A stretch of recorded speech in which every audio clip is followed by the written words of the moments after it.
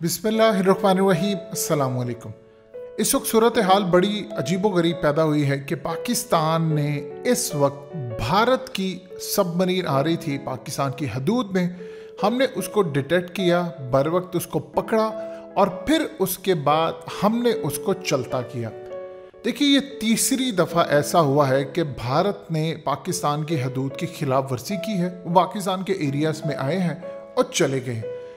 असल में वो करने क्या आए थे, ये सूरत हाल अहम है। और फिर उसके बाद क्या पाकिस्तान के पास जवाब था कि पाकिस्तान उसको पकड़ लेता या उसको तबाह कर देता मिसाइल मारकर या और बहुत सारी चीज़ें। देखिए, सबसे पहले तो एक चीज़ समझ लें कि इंटरनेशनल प्रोटोकॉल के मुताबिक इस वीडियो की अहम डिस्कशन चलती रहेगी, लेकिन इससे पहले आप वीडियो को लाइक करें, हकीकत टीवी को सब्सक्राइब कर लें और बेल आइकन पर ज़रूर क्लिक करें। कोई भी चीज़ अगर आप किसी भी मुल्क की खिलाफ वर्जी करते हैं तो आपको पहले एक वार्निंग जारी करना होती है, फिर आप सेकंड वार्निंग जारी करते हैं, फिर उसके बाद जब आप हदूद की खिलाफ वर्जी करते जाते हैं उसके बाद आपको मारने का हक होता है, क्योंकि आप फिर समझते हैं कि वो आपकी हदूद में घुस गया है। या सम टाइम ऐसा होता है कि आप उसको अर्ली डिटेक्ट नहीं कर पाते, तो आप दोबारा जब वो बहुत ज़्यादा आगे हद तक आ जाता है तो आप उसको मार सकते हैं, उड़ा सकते हैं। असल में भारत यहाँ करने क्या आया था, सबसे पहले ये समझ लें। भारत असल में पिछले काफ़ी अरसे से अपने आप को, अपनी सबमरीन और ये चीज़ों को अपग्रेड कर रहे हैं, और इस सूरत हाल के अंदर ये चेक करने के लिए आए थे कि पाकिस्तान कितनी देर में डिटेक्ट कर सकता है, कितनी देर में पाकिस्तान हमें वार्निंग जारी कर सकता है। उसके मुताबिक ये इंडो पैसिफिक में अपनी स्ट्रेटजी बनाना चाह रहे थे। पाकिस्तान ने काम ये किया कि हमने अर्ली इनको डिटेक्ट कर लिया, डिटेक्ट करके हमने इनको वार्निंग दी कि आप यहाँ से चले जाएं, अगर आप नहीं जाते, ये जो प्रोटोकॉल, इंटरनेशनल प्रोटोकॉल कायम किए गए उसके मुताबिक हमने वार्निंग जारी की। अब सूरत हाल ये है कि भारत को अंदाज़ा इस बात का हो चला था कि हमारा जो सिस्टम है ये अपग्रेडेड है, ये हर तरह से, चाहे इवन कि आप न्यूक्लियर सबमरीन भी लें। आप जानते हैं कि फ्रांस का जो मसला पड़ा हुआ था, क्यों फ्रांस की इस वक्त बरतानिया और ऑस्ट्रेलिया के साथ लड़ाई हो गई थी, क्यों इस सूरत हाल के अंदर असल मामला ये था कि न्यूक्लियर सबमरीन ऑस्ट्रेलिया लेना चाह रहा है। अमेरिका से न्यूक्लियर सबमरीन इसलिए लेना चाह रहा है कि न्यूक्लियर सबमरीन का सबसे बड़ा फ़ायदा ये होता है, एक तो वो शोर नहीं करती और वो कई महीने तक समंदर में रहने की कैपेसिटी रखती है। यानी आप उसको 6, 7, 8 महीने, साल तक भी समंदर के अंदर रखना चाहते हैं, किसी जगह से वो ट्रैवल करती रहे तो वो रह सकती है। और दूसरा, वो रेडार पर डिटेक्ट नहीं होती। अब इस सूरत हाल के अंदर जाहिर सी बात है, न्यूक्लियर सबमरीन इंडिया के पास तो मौजूद है, लेकिन उन्होंने जिस तरह लीज पर ली है रशिया से, पाकिस्तान को चाइना इस सूरत हाल के अंदर, असल में जो मामला हुआ इससे पाकिस्तान की लॉटरी निकल आई थी। चाइना पाकिस्तान को न्यूक्लियर सबमरीन देगा, जिस तरह HQ-9 अभी पाकिस्तान को एंटी बैलिस्टिक मिसाइल सिस्टम जो है ये बड़ा ज़बरदस्त दिया है। यानी आप समझते S-300 से बेहतर है, S-400 से थोड़ा कम है, यानी उसके मुकाबले का है। आप ये समझ लें, सिर्फ रेंज का थोड़ा सा फ़र्क है कि हमारी रेंज जो चाइना ने अभी बनाई थी वो 250 किलोमीटर है और S-400 की जो रेंज होती है वो 400 किलोमीटर तक है। लेकिन हमें भारत को दबोचने के लिए जितना चाहिए उतना हमें ये मिल चुका है। अब इस वक्त सूरत हाल ये है कि भारत भी न्यूक्लियर सबमरीन अब अगले लेवल की लेना चाह रहा है। उसको पता है अमेरिका इस वक्त पूरी दुनिया के अंदर चाइना के दुश्मनों को, चाहे उसमें इंडिया हो या कोई और, उनको न्यूक्लियर सबमरीन देना चाहता है ताकि साउथ चाइना सी का मामला। देखिए, ये जो मामला भारत ने किया, हमारे पास दो चीज़ें थी, हम इनको मार कैसे सकते थे। एक तो अगर हम ये चाहते तो हम इनको डीपली अंदर आने देते।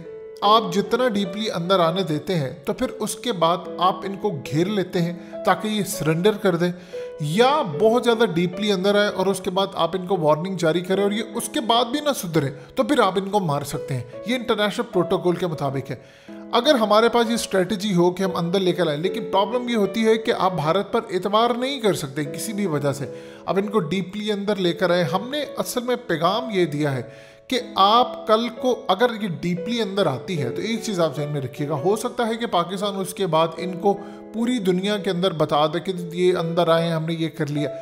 भारत ये समझ बैठे कि अर्ली ये डिटेक्ट नहीं कर पाए, मैं बहुत ज़्यादा अंदर गया हूँ, या ये सूरत हाल भी पैदा हो जाती कि भारत ये समझता कि वो डीपली अंदर आकर फिर वापस चले गए और पूरी दुनिया के सामने वो फुटेज मनाजिर जारी कर देते कि देखिए हम पाकिस्तान की सरहद से होकर आ गए हैं, लेकिन ये डिटेक्ट नहीं कर पाए। इस सूरत हाल के अंदर हमारे पास ये एक ऑप्शन थी कि हम इनको अंदर लाकर सरेंडर करवा सकते थे, लेकिन उससे बेहतर पाकिस्तान के इदारों ने यह समझा कि हम इनको ख़ास तौर पर अर्ली वार्निंग जारी करें।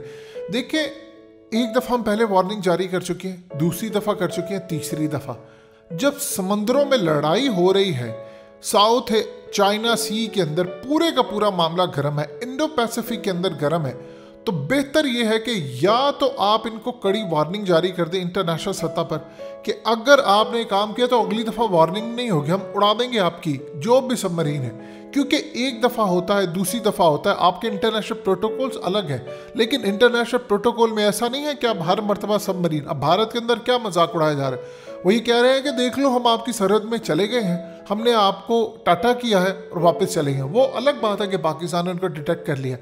भारत सिर्फ टेस्ट ये करने आया था कि पाकिस्तान की कैपेसिटी क्या है।